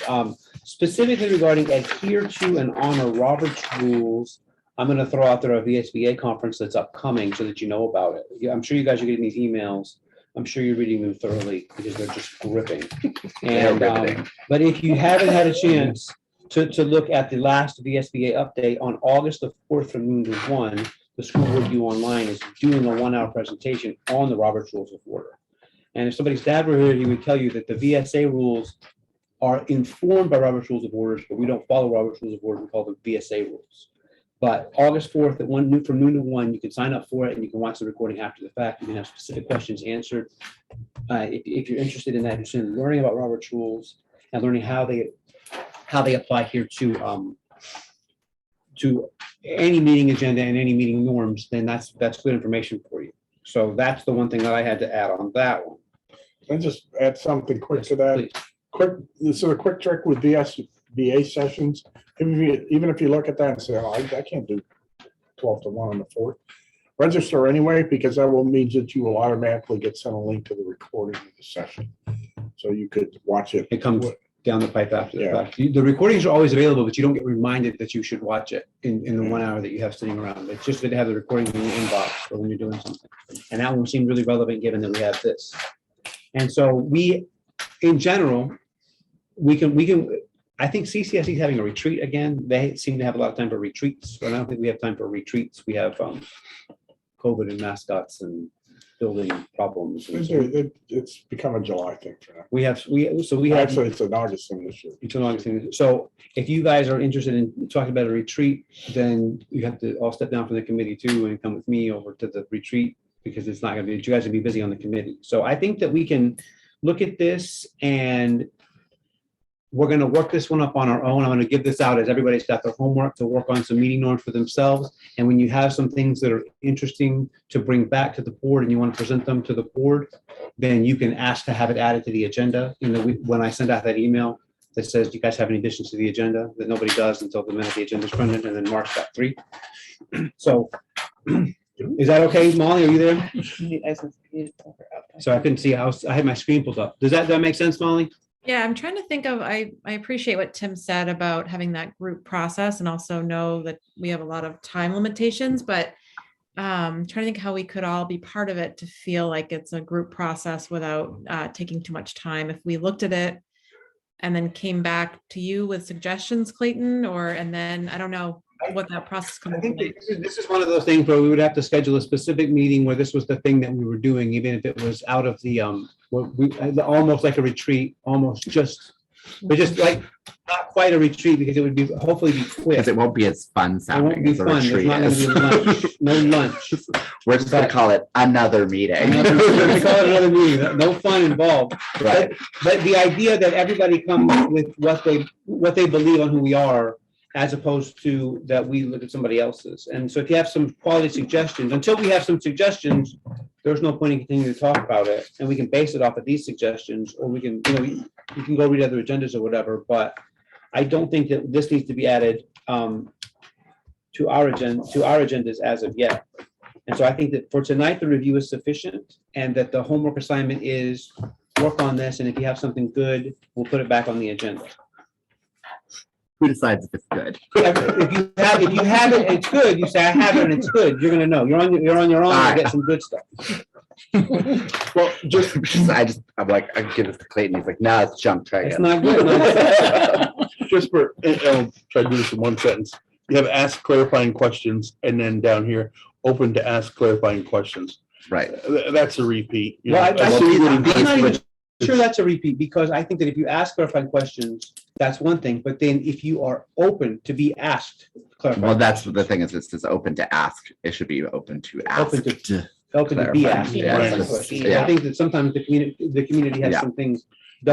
I had Doug turned around and he turned me right back around there about, Yeah, I mean, if so you, that's just a good for instance. if you wanted to go for these, we would be, I have lots of edits. I So, Right, this right. is not our best starting point.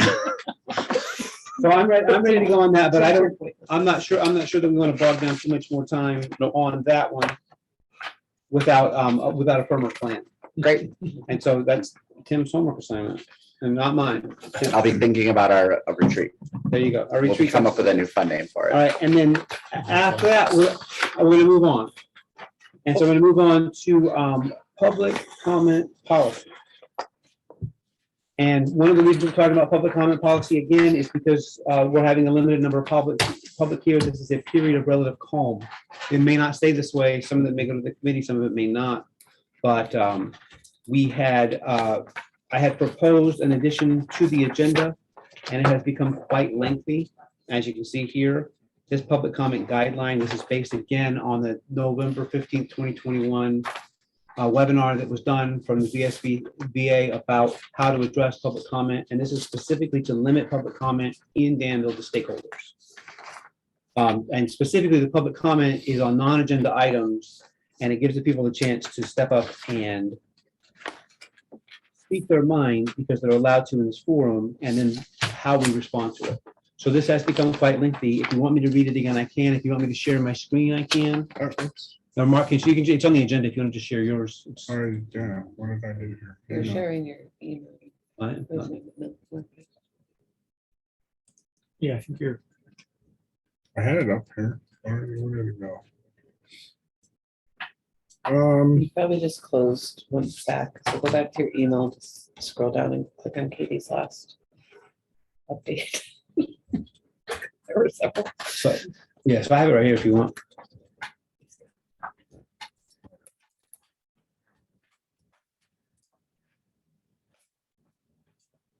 And so that is a public comment policy that we've arrived at with the edits that I received from feedback at the last meeting. And it added in teachers, staff, and taxpayers as stakeholders, just further define this, gave the stakeholders more clarity. And so now it is, it seemed almost too long to read before every public comment. And so I want to know, my question is, if this is our ground rules to be printed on the agenda as a ground rule, do you think do we need to start off reading it or just have it printed there? I think you have it printed there. I'm not We sure. never read it. CCSD doesn't read it. It's just printed on every And agenda. I think, I think. Print it on. We print it On on the the agenda. agenda every time. And then it's simply on the agenda, but there's not necessarily you need to read it. Right. And it's only if there's a question that somebody has to say, well, it's here on the agenda. It's this is how it works. So does anybody have any issue with what's written here being added to the agenda? Tim, I'm waiting for you. I'm waiting for Tim you. has edit. No, I just, point of clarification. So you Please. have written here parents of students. Parents is a fascinating word in Yeah. mixed families, Guardians. guardians. So that, like that, Caregivers. yeah, I don't think that parents is the word you want there. of students, but I do think you need to acknowledge guardians of students because you have students, because that in the way that you've defined stakeholders as students and parents of students, that means tuition students are parents of guardians of tuition students do have a voice. Yes. Or of students like out of district who. That's what, I think that in this case, Right. students and then parents. Right. And so then I if don't think they do. that is the, No. No, they don't. That's what this says though. Oh, They don't have a that's, voice that's- at all, this or they says- don't- they don't vote. if you, Are they allowed this to says come they talk? have a voice, are they allowed to come talk? It says board defined stakeholders as students and parents of students. So if I you're a think that I student was of originally I was originally guided to add parents of students to include But specifically I the think those parents of people, tuition. I think No, those that's people what are you're allowed to have a voice. I think you think need if to we're looking at allow, this- you need this to allow slide, anybody who right, has a yeah, If you look student. at the slide from the VSBA, you could put them under parents, school staff members, student parents, or under persons who are directly affected by Right. matters on the board agenda. Right. So the parent of a tuition student should, I think, would be allowed to address the board. I They would don't have a hope. vote They should. as a I would non-taxpayer, Yeah, they should be allowed to. but they should be address allowed to address the Under board. that title. Yeah. Under that. But again, I Under just one want to of make them, sure, and I just under want to that make sure it wording, yeah, doesn't I say agree with that. parents, because if one of those students lives with a grandparent or any other older human, they have equal rights to an Or legal active guardians. How do you feel about guardians is a better word there. is what I'm Guardians. saying, yeah. student, well, that has specifically Caretakers, legal meaning. caregivers. Not student caregiver. That's Is that fine too too. broad or? That sounds convoluted. A little bit, but it, you But know, it is convoluted. And- and But it's- the situation I is mean, convoluted. it also fits with the language used in FERPA. Because FERPA gives caregivers living in the home rights to the record, to Right. view the record, just like it does a parent. So that's language that we And see how is already. how is a caregiver different than a guardian? Just legally, they don't have. It's a more generalized way to include. I think it legal includes guardians, people parents. like the grandmother who doesn't have anything, any legal documentation, but is the only adult who sees the kid for a week at a time. Can we put guardians and caregivers? I mean, So I do wonder if guardians gets too broad. Caregivers is less broad. I mean, caregivers gets, sorry. That was my question, is caregivers too Too broad? broad, like you had pushback on what voice should they have? I mean, I don't think we're looking at as someone, a kid who has legal guardianship from whatever entity's providing that. It's just the adult. You know, theoretically. I'm wondering if we're It's overanalyzing just it like, too, here's your can, here's your one. because we don't have a lot of instances. I can't think of an instance where we had a non-resident adult come in for an issue before the board, except in the case of like tuition. Well, this is specifically about public comment. This is Right. not about agenda items, and we Right. have had people who do not have a stake at all come in here and grandstand and play game shows. for us. Right. And so that's the specific thing I'm addressing is that specific type of That's fair. grandstand. And that's who, that's not who this is directed at. That kind of behavior is who this is directed at. There were several people. And remember the guy came in here and made the threats at you? That, Oh, he's gonna get me fired when he got elected to the Walden board. among other things. But that is the sort of behavior that we want to eliminate here by making clear that he's not a stakeholder. And he is not any of these things. He's not a caregiver of a student in Danville. He's not. So. But if so I- we're not defining some significant right other than to address the board. Right, And so I Right. think I would suggest to you that using a generalized term like caregiver only lets people know that if they are an adult with a student, Sure. at this school, that they have the right to come make a public comment. That sounds pretty open and still limits the grandstander who has nothing to do with the school. I'm such a touch as grandma, and this is what I think. Yes. But such and such as grandma. I mean, yeah. I don't know. I It's guess tough we're to- it's we're tough- splitting hairs. I That's guess right. it's I'm up to such you. and such as aunt who's not in the home, Right. Right, but I care. But I care. deeply. I have care to You should. I'm just saying, that's how it's broader. I mean, That's you how could- it's broader. You could end up. with You could, if somebody would really wanted to get in, Yes, and at the end of 3 minutes of their doing that. I'm explaining how they Thank are you, you're done. connected. I don't know. Done. Yeah. I mean, I'm not overly concerned about that. I just want to make sure this language is inclusive. Is that Molly? Yeah, Yes, what was that's- what was the problem with guardian? Can we use guardian? I think Guardian's good for me. I like. Thanks, Someone thought Dave. it was too technical. I just like that we circle back. We came. It's a long way around the barn, but yeah, I think stay with guardian. Thanks, Molly. I think that caregiver's been fleshed out And as ixnay. a lot of trouble. We don't care. So if I change guardian, if I change parents of students to guardians of students, do you think that makes me encompassing enough that we can add this to our agendas going forward? Yeah. I mean, this is good. No more edits. Dave, so?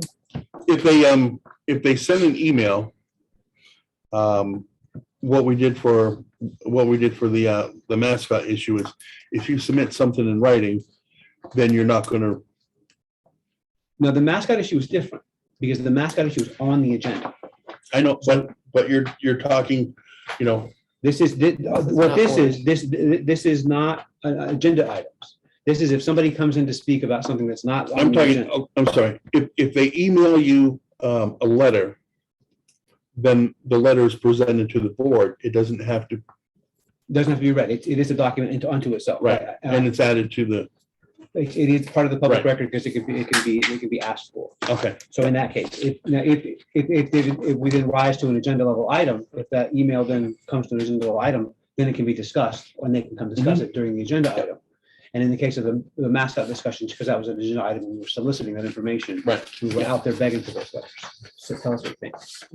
So in this case, if you get an email about something that's not on the agenda from a non-stakeholder, Mhm. then that can just be acknowledged acknowledged, right?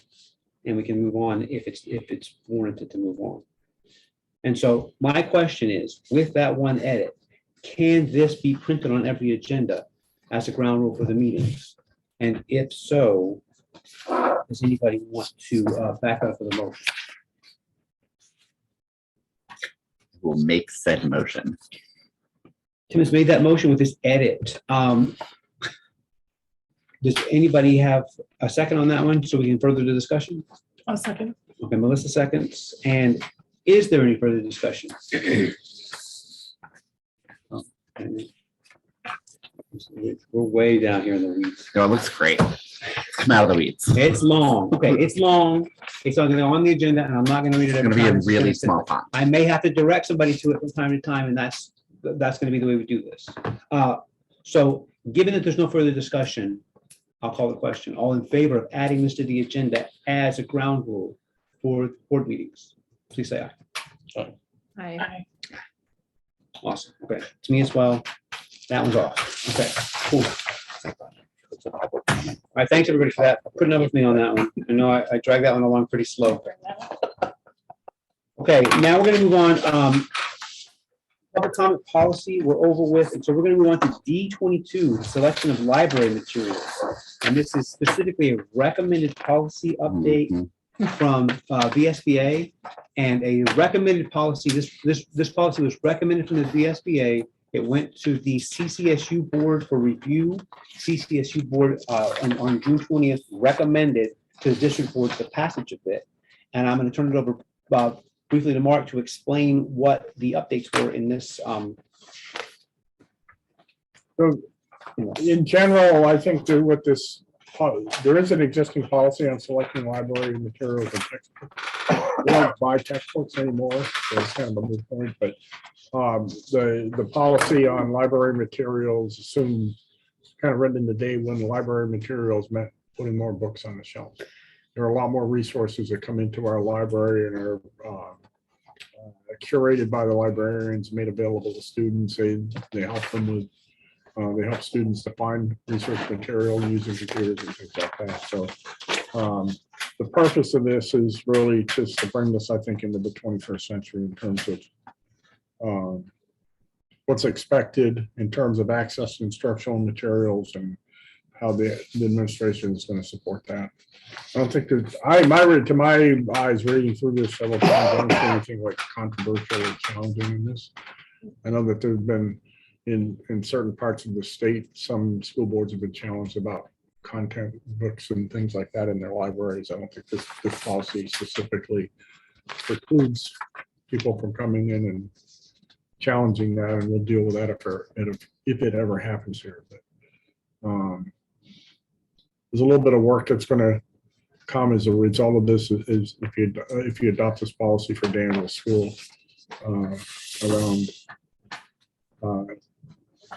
written policies on electronic resources. We do have acceptable internet usage. We do have we've done most of this stuff. The only thing that I think maybe we got to give some thought to is written policies on electronic resources, the general availability, but they may all be covered already in the computer use policies. Anyway.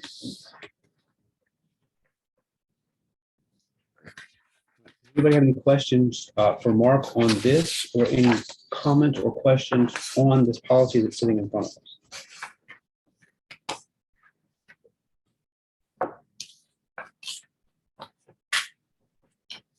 I think they were still there when I walked in. They were there when I walked in this morning. I don't know if they were still there. To keep a library full and active, 4 years ago, this library had probably twice this many books, and a lot of them were old and tattered. Some things have to be weeded out of libraries, and so this also makes clear that things are going to be weeded out. If there's too many books on the shelves, kids are going to be able to look through them. And so there's in the front of the building, there's a bunch of free books that kids can pick up at the summer program.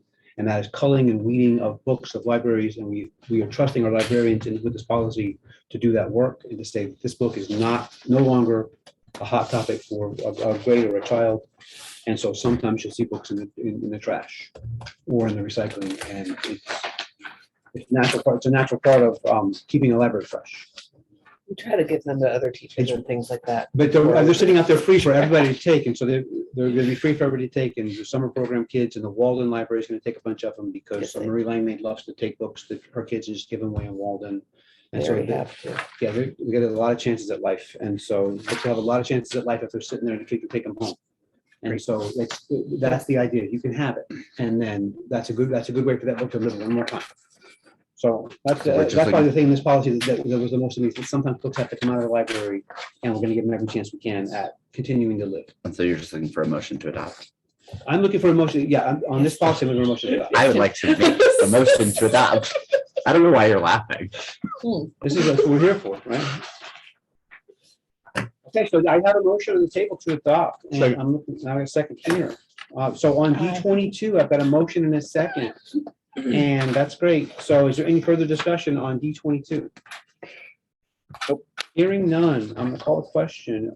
Are we going to adopt this update, this recommended policy update on policy D22, selection of library materials? We sure are. Awesome.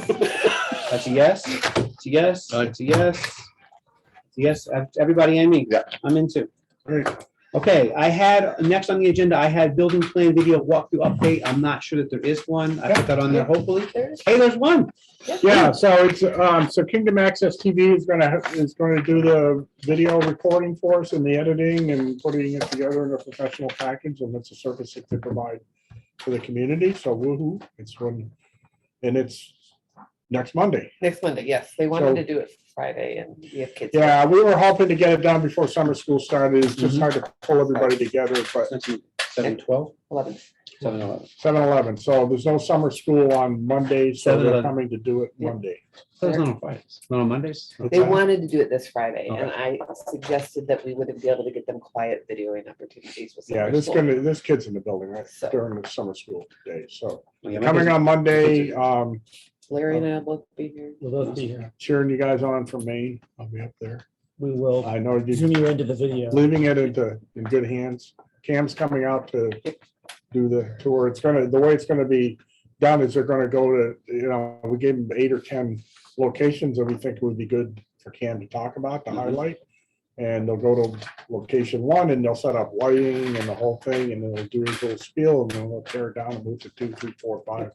So it's gonna be a few hours, but then they're gonna go back to the studio and they're gonna edit it together, and they're gonna intersperse into it, fixed drawings and, things like that they're getting from Cam. So it's gonna be This, as I've been telling people, this is not the Blair Witch Project. This is professional. This is professionally done. But it- We're going to benefit from that. So Blair we Witch survive the Project got day. so many views. they did. Yeah, well, I'm I don't sure think that- I'm that's sure our if we target were taking the audience. video, I don't know. hunted What the do two you of us think? down. Yeah. We got a lot of views, but I'm not sure that's. Yeah. That's not on my agenda for Yeah. Just gonna start hanging little dolls for your in your meeting class. We also have to deal with this haunting. So that's the status, and I don't have a firm date for when it'll all be together, but I think Amy told me a couple weeks after. I think it's gonna be a really effective tool. It's gonna be a really effective thing to point people towards that you need more information, here's more information. We can put it up on the Danville YouTube page. We can. What is the Three. what is the planned target length of it? And I asked because nobody's gonna sit down and watch it. Well, I mean, some people will, but it's like it's a 40-minute video. People aren't gonna. You think that would be too long? Yes. It's gonna Yes. take 40 minutes. I would- I did the walkthrough once, you guys did the walkthrough, it's 40 minutes just to, Did we budget for a trailer? Because I think you're gonna want a synopsis. I think the attention span of the human being, especially when it comes to a video. I watch my videos as okay, okay, but I don't think and I'm not that's- alone. I don't think it's gonna be that long, Tim, because there might be 10 locations, but it might be 2 minutes in each Right, and one. nobody's there asking questions. Right, I think Okay. that's the big difference. about And the he's last not one. gonna follow Cam down the hall. It was an hour tour, but we were moving 30 people from room to room Right. and trying to wait for the tail end to catch Yeah, up. I think you want to keep it efficient because otherwise people I are agree. gonna. You should put your talking points right at the beginning because then it's like. Now here are the examples. You know, Scroll here. It's- It's true. no, that's the reality of TikTok's great because it's 30 seconds to a minute, and people are like, I have attention spans for this sometimes, and they feel spend for it. So that's a all right, TikToks, okay. I'm not on the TikToks, okay, that is the last item on our agenda, and there's no other business, somebody would have mentioned that before. There's no public for input, but I'll put up public input just briefly. Nobody's here. Well, we we got have two to- we got two up there. Oh, Lindsay, so Lindsay Lindsay and Andrew. Mitchell McGregor. and Andrew So if you're up for McGregor. public input, if you'd like to put your hand up. Seeing none, I'm going to move on. Future agenda items, that's, we have that one that's going to come back if we need it. And then we have, chances are the committee's going to be on, the committee dates, committee minutes, they'll have to all be approved at this level, so committee minutes. When and where the committee meets, additions to the committee composition want to be noted at this level as well, I would think. There's a hand. Andrew got a hand up. Oh, okay. All right, so I was past it, but I'll go back. Andrew, Well, yeah, it took a moment. That's fine. It's just the left button. It's just left allowed to sorry. talk. Yeah, there you go. Sorry, can you hear me all right? Yeah, I was just going to ask if Mark could share the modeling chart that he created for the numbers on closing the high school. sure. Thank you. You it'll should be have attached my, to it. Yeah. you have my email, right, Mark? Oh, I think I probably do somewhere. Thank you very Uh, much. Appreciate it. Have a good night, guys. Mark, can you send them to me and I can link them in the minutes? Yeah, That's where I Okay. want to go. well, he wants to write on it now. Oh, we're not gonna get to. Did we hold it past 8? No, not quite. Okay. Yeah. All right, so, future agenda items, nothing that's out of the ordinary. I don't think anybody have anything. Building. Building committee, Building. obviously, And building video. building video. Tim's tick. I mean, we may want to have that available to show. That may be if there's anybody comes in and has any questions, we want to show that or see it. So building video, and then, probably it. Oh, This could be our own. no, but next, we need to set a meeting date. We do. The meeting in August will be our normal meeting. We have all of our administrators are away at a VSA conference, VPA conference, excuse me, VSA. It's gonna be a really Are fast you meeting. are you an S? To the VPA conference? Aren't you an S? Yes, but we let him come in. Oh. Yeah, we let him come. Because you have to go to the S, they have to go to It's the our, V. we let. You It's let their conference. We go as a They team. just We have- invite the they have superintendent. really good coffee. And, I did better. Yes. Okay, so all of our administrators are going to be away. There's a doodle pool going out here soon for the committee. Do you guys want to eschew the August meeting and then set our next meeting date for the first Tuesday of September as normal, and then meet as needed in the meantime. Sure. That also marks the occasion of when your hiring authority ends, by the way. So do your hiring in the next month and a half. Well, or when school starts, so that's, Okay, and that's approximately when school starts. That's September the 6th is our next meeting date with some potential changes. So keep your ears open in case something comes up that we have to meet about. The committee will meet at some point. Look out for a doodle if you're on the committee for your availability. And then that's where we stand with meetings, if that's okay with everybody else. Great. If it's not, tell me now. All right. That's actually, yeah, To that's the ninth day of school. It's awesome. Wow. All right. And then, given that there's nothing else on this agenda, I'm looking for a motion to adjourn. Make that motion to. There you go. Rock it. I will All right. I think we're a second here. All in favor of adjourning? Please say aye. All right, we're cool. We're good. It's over. Recording stopped. Yay.